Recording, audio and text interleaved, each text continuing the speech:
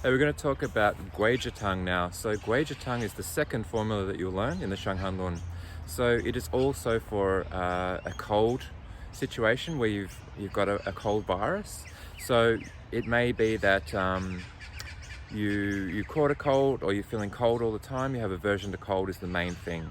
So aversion to cold and sweating. So this is in terms of the Kai He Shu, which means the open closed pivot theory. Then that the Tai Yang is too open, so you're sweating too much. So we need to regulate sweating, and we need to warm the body so the Yang can work properly, so that it can protect against cold.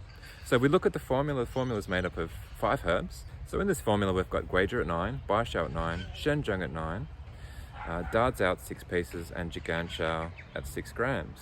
So you notice there that the important thing is that the ratio of Gui Zhi and Bai Shao is 1 to 1. So 9 grams and 9 grams. Why is that? Because we're not necessarily trying to stop sweating. We're not treating spasms, because Bai Shao can treat spasms. We're not necessarily treating the heart yang, because that would be Gui Zhi at 12, not 9. We're keeping an even ratio. So what we can do is we can regulate the sweating. Because actually what you might want to do, and what happens and what it says in the line, is that when you drink it, you might have a bit of a sweat. Now, why would you want to sweat when you're already sweating? Okay, it's a good question.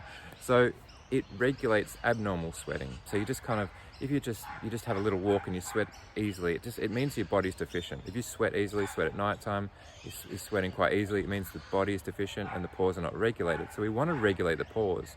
But in this situation, you've also caught a cold. So we want to use that sweating mechanism to sweat out the virus, to sweat out the cold. So you can have a little sweat, but it's a good physiological sweat, not a pathological sweat, and then you're going to feel better after that.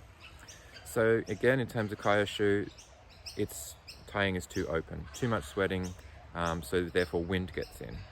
So we call this Zhongfeng, or wind invasion, as opposed to Shanghan, or cold invasion, which is Ma Huang Tang.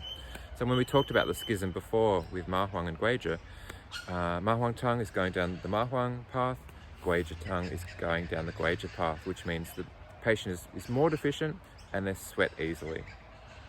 Now there are about 34 lines talking about Gui Zhi Tang, so it's a very important formula, and it can make multiple formulas. So there are many formulas in the Shanghan Lun that are built on Gui Zhi Tang. And even in Gui Zhi Tang, you can build about 5 different formulas just by adjusting the amount of Bai Shao, adjusting the amount of Gui Zhi, pulling one out, etc. So we'll talk about that another time. So what does it treat? It mainly treats a deficient person who sweats easily, who is maybe on day 1 of catching a cold. So it's a very useful formula, but I don't honestly use it that much on its own. I'll use it more likely in combination with other herbs and formulas to build different things like Wenjing Tang, etc. So I'm still using the basis of Gui Zhi Tang, but it's built on. Why? Because when a patient comes into your clinic with a cold, they're generally not at day 1 or day 2. They're generally at day 3. So they're probably going to come in with a with a Xiaoyang, which means they've got a sore throat, because that's when they're really noticing it. It's starting to irritate them, and they know that they're not going to get away with it. So when you catch a cold and you're on day 1, you feel a bit of a chill and you feel, oh, I'm a bit run down, maybe I should go to bed early tonight. That's kind of what you're feeling with Gui Zhi Tang. But it'll either go into Yang Ming, a high fever, or it'll go into Xiao Yang, and then you've got a sore throat, alternating chills and fever, and it's a different pathology. So we'll talk about that in Xiao Yang.